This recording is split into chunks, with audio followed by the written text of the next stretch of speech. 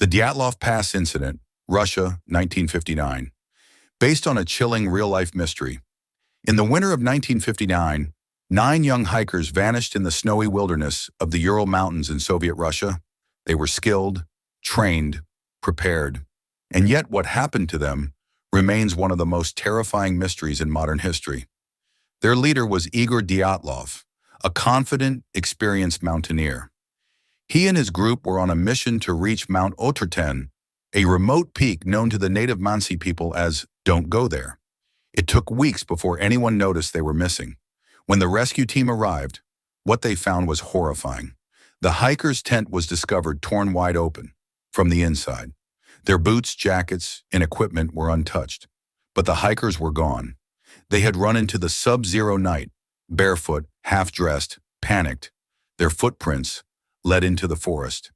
2 bodies were found under a tree, their hands black with burns, as if they'd tried desperately to light a fire. 3 more were found scattered in the snow, frozen mid-run. But it was the last 4 bodies that chilled investigators to the bone. One had a crushed skull, another shattered ribs as though struck by a car.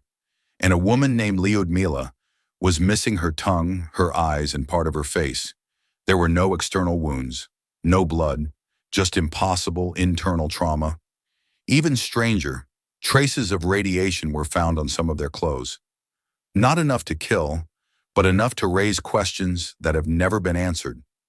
Was it a government experiment? A failed missile test?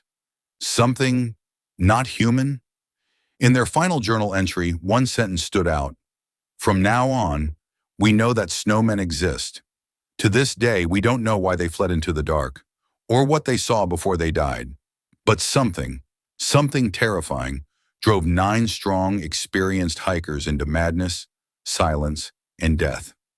This is the Dyatlov Pass Incident, and it still haunts the snow. Subscribe for more real horror stories.